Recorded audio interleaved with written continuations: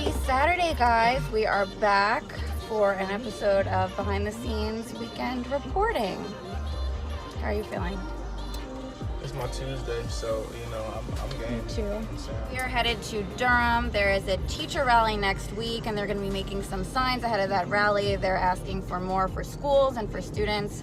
So we're going to shoot an anchor package that our anchor Maggie will put together. So that's not going to be our story. And then after that, we're going to head to Lewisburg. A lot of you have probably already seen this story, but there was a man who was shot and killed by an officer. Soheil Mojarrad, officer-involved shooting happened in a shopping center parking lot in Raleigh. So today there's going to be kind of a vigil and a memorial set up for him that some of his family and friends are planning today. So we'll be covering that, and that starts at 2 o'clock.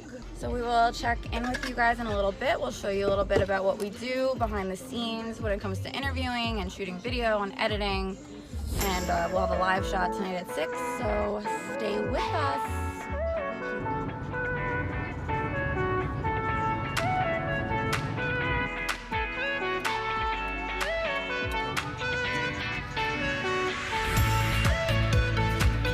This is the news car that we take every day. It's a Jeep. And as you can see, it's got the CBS 17 logo. It's in a lot of places. It's your close-up. Yeah, we got some. Oh, okay.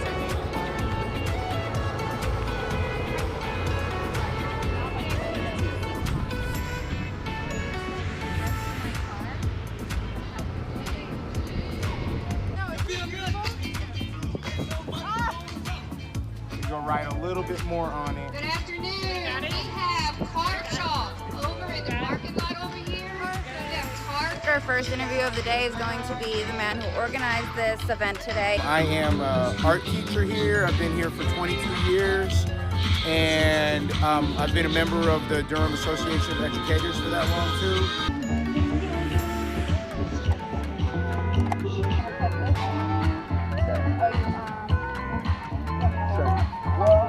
Run it over there real quick. Okay. So every time we interview someone, we have to mic them up, and sometimes that can be tricky depending on what they're wearing, because you gotta have them run it up their dress or their shirt. But you don't want to see this wire because it's not cute. So hopefully this guy will put it up his t-shirt easily. So this is the Durham art teacher who also organized this. Okay. Okay. So if you could just kind of run this up under your t-shirt for me, just to hide the wire. So I'm just gonna stick this in the top here. Okay. Okay. You're an art teacher, right? Yes. Okay. Awesome. Here at the school? Yeah. Cool. Yeah, Okay, yeah. perfect. Give me 1 second to focus on it. Okay. All right. And you helped organize this particular event today, too? Yes. Okay. Yes. I'm one of the organizers for today. Oh, and I'm also a parent. They're writing on people's cars to get their message out. Lots of people here participating. Okay, shoes. Did you get the shoes? My shoes? I just beat. And we're about to get some video, and then we're going to interview some people, and apparently also really likes my shoes. Oh.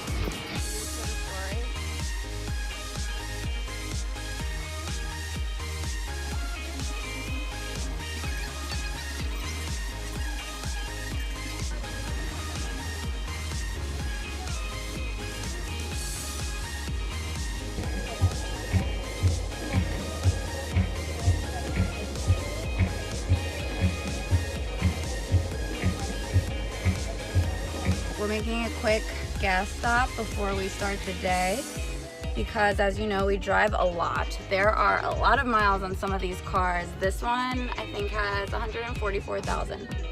So we multitask a lot too when we're doing this, and sometimes we drive really far to like faraway places for stories. So a lot of times when we're driving, we listen to music or we just talk.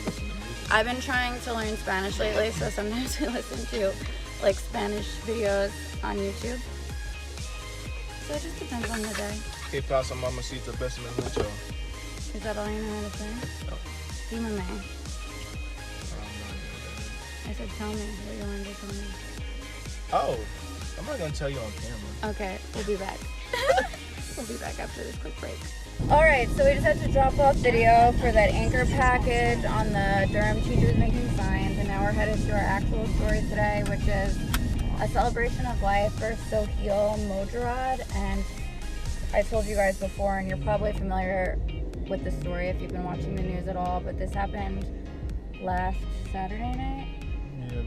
It was an officer-involved shooting. 30-year-old Soheil Mojarrad was shot and killed. We've talked to his family, and we've learned he had a traumatic brain injury about 10 years ago. He was in a car accident, and he's been battling with some mental health issues ever since then. So pretty sad story. And his family today, they said they didn't want to have a funeral. They wanted to have a celebration of life because that's just how they want to remember him. They said he was just the most positive, upbeat person. So they're doing that in Lewisburg today. It starts at 2 o'clock. So we'll head there. His brother invited us, and we'll cover that event, and we'll be live at 6 o'clock on that story. So pretty sad story. It's crazy because we get so many of these stories that it's just like you don't get numb to it, but you just get to a point where it don't really surprise you. Like the only type of story that I'd be like, whoa, is if like aliens came to Earth or something. I'd be like, yo. People do send us those ideas, but never seen one that I believed. I'm not gonna lie. I would like to be at work if aliens come to Earth. Yeah, that'd be a pretty good story. I'd want to work that story.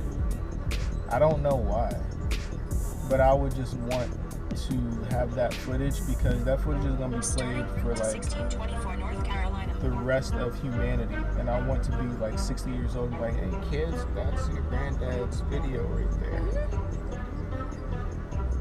And that would also be an excuse to leave and go home. Like they call me Austin. We're like, no, aliens are on Earth. I'm out.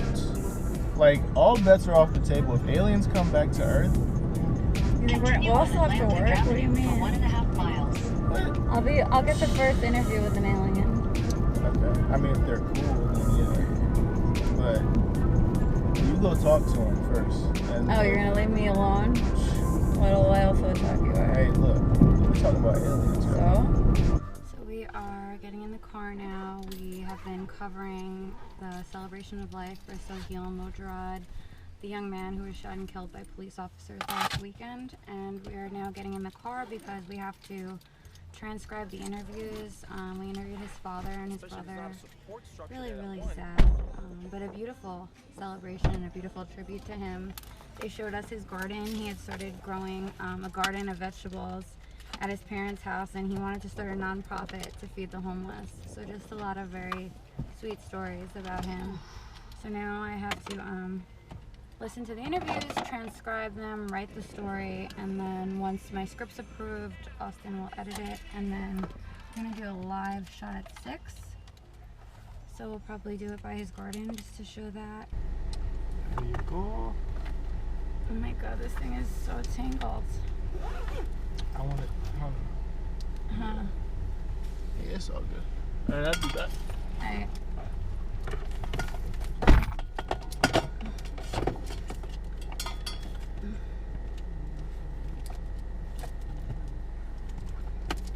Why does he have to have his stuff all tangled and make my life harder? Ah! Unplug this. Yeah, this kind of stuff is always really hard to cover. It was nice of the family to invite us here. I know these situations are hard. Soheil, he had a traumatic brain injury. He was in a car accident, and his brother told me that a truck basically ran over his head, and he survived, but it left him with a brain injury, and he also struggled with mental illness ever since then, and he had some treatment. His brother told me he was on medication in and out of mental institutions, but he struggled with it. One of the things the family wants to stress is just the importance of talking about mental illness and trying to get rid of that stigma. So this is kind of the most tedious part of the process of what we do day to day, and that is just going through and transcribing the interviews. It can take a long time depending on how long the interviews are. And sometimes the computer freezes too. So right now I'm loading in all of the video from today. And it's freezing. Okay, so we are loading in the video clips from today.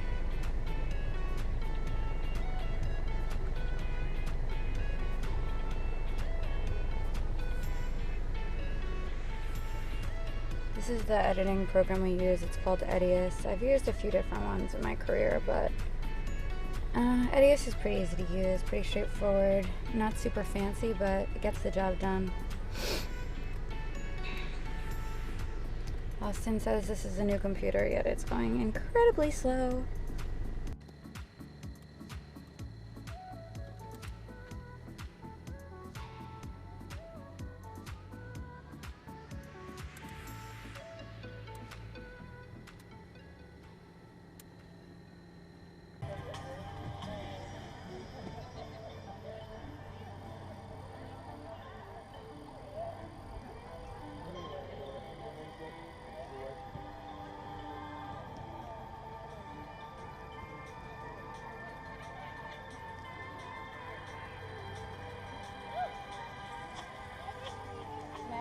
His brother tells me a traditional funeral just didn't suit him. That's why they're holding a celebration of life today with family and friends, music and food. And his family tells me the thing that they're most proud of is this garden over here.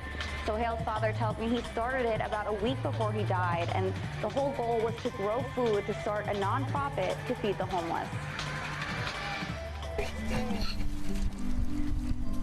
Murdad Mojarrad says his son struggled a lot with his mental illness, but no matter how much he was hurting, he held on to his positive attitude. Even in his darkest time, when he was suffering like agony, and I would feel it, and he just would give you a hug and say, you know, it's okay, bro, it's okay. On Saturday, family and friends gathered to celebrate the young man's life. I feel really lucky that I was able to happen in my life for 30 years. He died a week ago after he was shot by a Raleigh police officer. I'm not mourning his loss. I'm just a proud dad. He's changing the world, and I know that. Sohail was in a car accident about 10 years ago and suffered a traumatic brain injury that left him with permanent brain damage, and he struggled with mental illness ever since. Mental illness isn't something that, you know, that should be kind of off in the corner and not really talked about. His brother tells me Sohail's been on different medications and in and out of mental hospitals for years. He hopes his brother's death will help start a larger conversation about how we can help some of the most vulnerable members of society. He's the kind of guy who would literally and has given the shirt off his back to someone, who literally has given the last of his food multiple times to them because he just saw it and said, I think they're having the worst day of me. The last cent out of his pocket because he's like, I think they can use this more than I can right now. Who has met someone within the first 10 minutes of knowing them saw they were homeless and they were cold, and he said, hey, you know what? You can come crash in my car or my van today. And that person came and found us. That's what I want people to remember about Sohail. That is who he was. Now, the FBI is still investigating this shooting. Raleigh police did release a report on the shooting that said Sohail pulled a knife from his pocket and moved aggressively towards that officer before he was shot. Now, Sohail's family says he was wrongfully killed, and they will continue to seek justice.